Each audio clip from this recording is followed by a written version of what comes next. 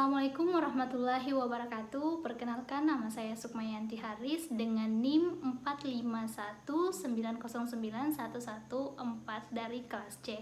Nah, baik, saya dari kelompok 9 dengan materi bab 9 yaitu manajemen kesehatan dan kesejahteraan kerja atau disingkat dengan manajemen K3.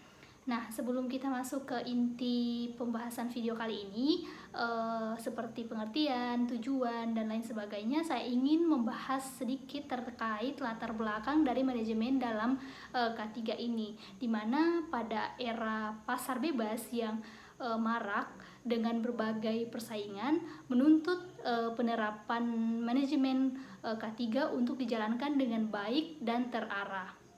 Nah, dalam pembangunan di negeri ini sendiri, proses industrialisasi ini merupakan syarat yang mutlak, dan pengalaman di negara-negara lain pun dalam mewujudkan tren suatu pertumbuhan itu dari sistem K3 ini adalah melalui fase-fase, yaitu kesejahteraan, produktivitas kerja, dan toksikologi industri.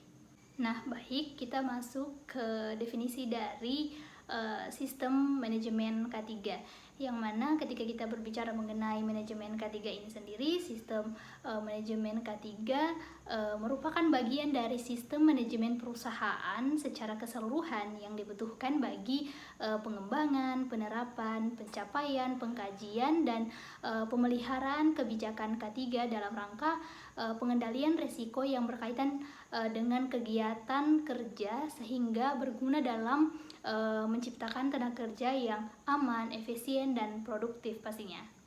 Adapun tujuan dari penerapan sistem manajemen K3, yakni yang pertama ada beberapa, mungkin tidak bisa disebutkan semuanya agar mengefisienkan waktu. Yang pertama itu ada sebagai alat ukur kinerja K3, kemudian yang kedua sebagai pedoman implementasi, kemudian yang ketiga sebagai dasar penghargaan, yang keempat sebagai dasar pemberian sertifikat, dan yang kelima itu ada menempatkan tenaga kerja sesuai dengan harkat dan martabatnya sebagai manusia.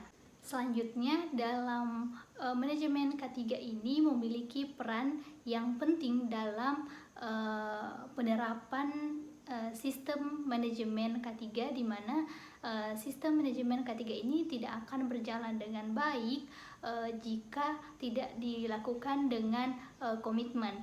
Nah, dalam penerapan sistem manajemen K3 ini, manajer penerapan sebagai pertama itu menempatkan kebijakan, yang kedua membentuk P2K3, terus yang ketiga itu membentuk organisasi K3 yang terstruktural, dan yang keempat itu membuat kebijakan pihak manajemen.